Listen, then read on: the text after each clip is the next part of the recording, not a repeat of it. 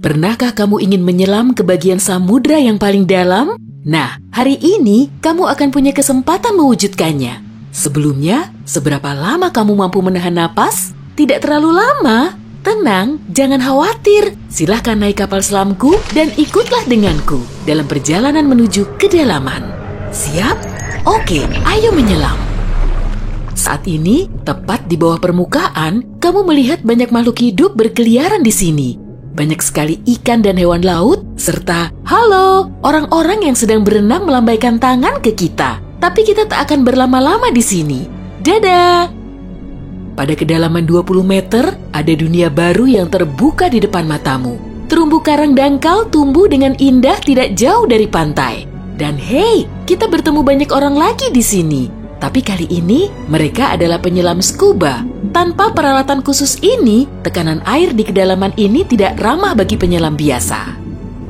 40 meter adalah kedalaman tempat kita berpamitan, bahkan kepada penyelam rekreasi. Ini adalah batas maksimum yang diizinkan untuk mereka. Selamat bersenang-senang, teman-teman.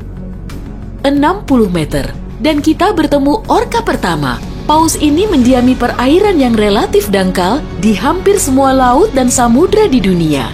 Tahukah kamu bahwa orka adalah predator puncak? Artinya, orka tidak punya musuh alami dan tidak ada yang bisa mengalahkannya. Pada kedalaman 70 meter, kita bertemu dengan hiu paus, spesies ikan terbesar yang diketahui dunia dengan berat mencapai 60 ton. Umurnya pun lumayan panjang, semoga panjang umur selalu ya. Hiu paus bisa hidup sampai sekitar 130 tahun. Sekarang, lihatlah keluar. Jika kamu melihat penyelam scuba, artinya dia adalah seorang profesional. Karena pada kedalaman 100 meter, mereka harus sangat berhati-hati agar tidak terkena penyakit dekompresi. Penyakit ini terjadi jika kamu naik terlalu cepat ke permukaan. Dan jika beruntung, kamu juga bisa melihat gurita Pasifik raksasa. Dia tinggal di perairan dingin mulai sedalam ini dan sampai kedalaman 2000 meter. Sekarang, kita memasuki bagian samudra yang gelap. Pada kedalaman 150 meter, hanya 1% cahaya dari permukaan yang sampai ke sini. Sisanya diserap oleh air. Segala sesuatu yang lebih dalam dari sini akan menjadi semakin gelap. Hei, lihat! Pada kedalaman 200 meter, ada oarfish raksasa yang mengitari kapal selam kita. Makhluk ini diyakini sebagai penyebab dari semua penampakan ular laut. Dan banyak yang salah kaprah. Terkadang, mereka berenang ke permukaan dan menakuti para pelaut dan perenang. Tidak heran, panjang ikan ini bisa sampai 11 meter.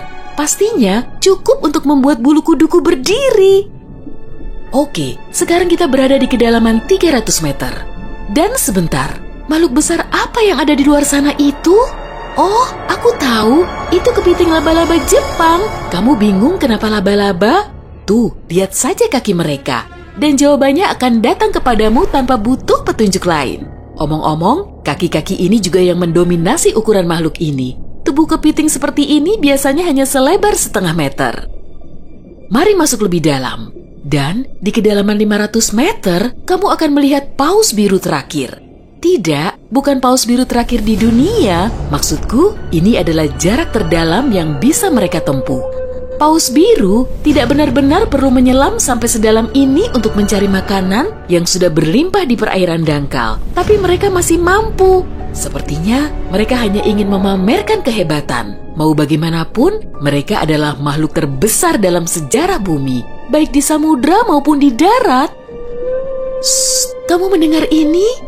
Ini adalah suara yang dibuat paus sirip untuk berkomunikasi dengan teman-temannya dari jarak berkilo-kilometer. Mereka bisa melakukan ini berkat saluran shofar atau saluran laut dalam yang umumnya dimulai dari 600 meter, tapi kedalamannya dapat bervariasi. Ini adalah lapisan air yang kecepatan suaranya paling rendah dan gelombang suara dapat bergerak ribuan kilometer sebelum menghilang. Pada kedalaman 830 meter, kita telah mencapai titik tempat Burj Khalifa, gedung tertinggi di dunia. Tidak akan mungkin menunjukkan ujungnya ke permukaan jika diletakkan di bawah air. Hei, ayo kita coba. Sekarang kita memasuki bagian samudra yang sangat menarik. Di sini tidak ada sinar matahari dan banyak makhluk aneh berkeliaran. Salah satunya adalah cumi-cumi raksasa.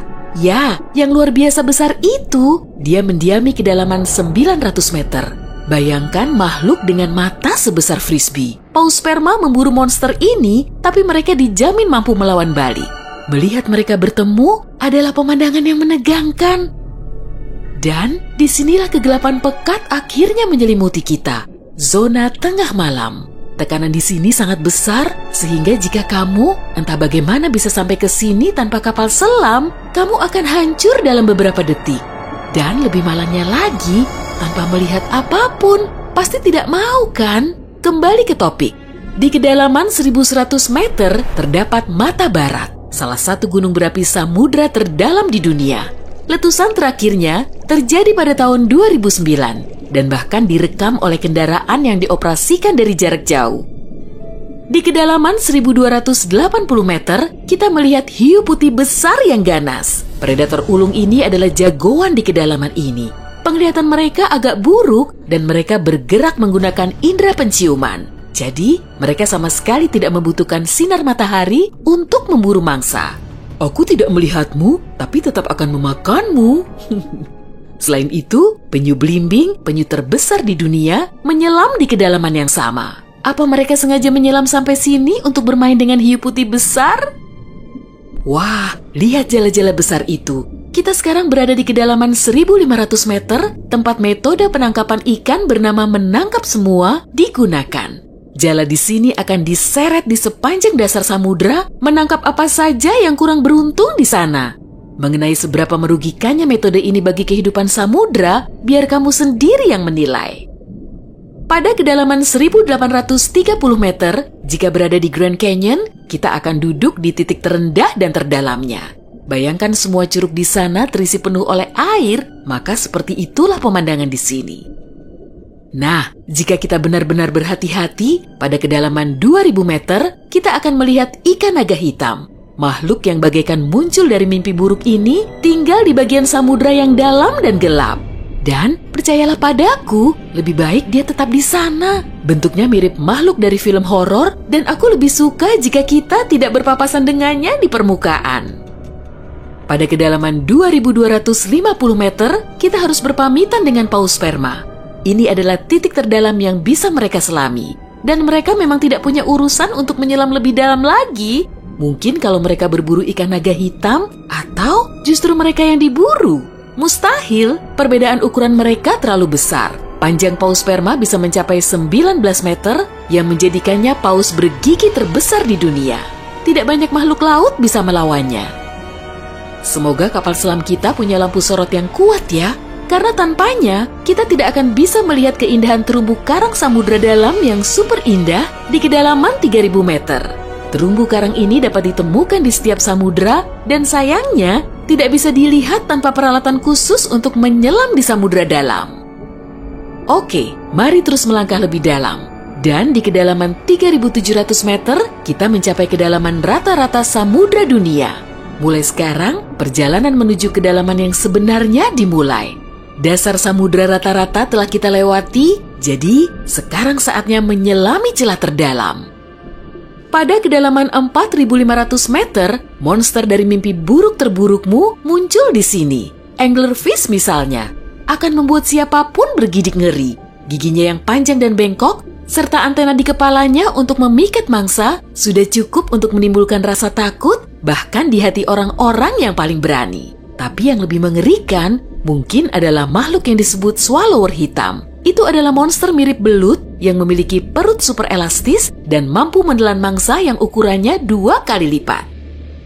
Lihatlah ke bawah, dan kamu akan melihat bangkai kapal terdalam yang pernah ditemukan. SS Rio Grande di Atlantik Selatan yang tenggelam pada tahun 1941 dan mencapai kedalaman 5.760 meter. Tidak heran, kapal ini baru ditemukan 55 tahun kemudian. Sekarang, bagian samudra terdalam dan tergelap dimulai. Kita menyelam ke Palung Mariana. Menurut pengukuran resminya, Palung Mariana dimulai pada kedalaman sekitar 6.000 meter. Ini adalah area yang paling jarang dieksplorasi dan paling menarik bagi para ilmuwan dan petualang. Apa yang ada di dasarnya? Baiklah, kita akan melihatnya. Tapi selagi masih dalam perjalanan, aku akan menunjukkan hal-hal lain yang ada di sini. Misalnya, ini adalah ikan terdalam yang pernah ditemukan. Namanya ikan siput. Dan dia tinggal di kedalaman 7.900 meter. Tubuhnya tembus cahaya sehingga kamu bisa melihat menembus kulitnya. Ya, untungnya kita tidak mematikan lampu. Bentuk makhluk mungil ini ternyata sangat imut bagi makhluk yang mampu menahan tekanan sekuat ini. Makin rendah dan dalam, kamu tidak akan melihat jenis ikan atau hewan vertebrata apapun di sini. Tekanannya terlalu besar untuk makhluk-makhluk tadi. Tapi ada udang dan invertebrata lainnya. Belum lagi mikrob yang dapat hidup bahkan di bagian terdalam samudra. Dan bagian terdalam itu adalah kedalaman Challenger. Ini adalah bagian bawah Palung Mariana dan kedalamannya 10.927 meter. Ya, kita telah sampai di bagian paling bawah bumi. Tak banyak orang yang pernah ke sini dan tak banyak juga yang diketahui tentangnya. Tapi para ilmuwan tidak akan berhenti dan ada harapan kita akan segera menemukan rahasia apa yang berada di kedalaman samudra.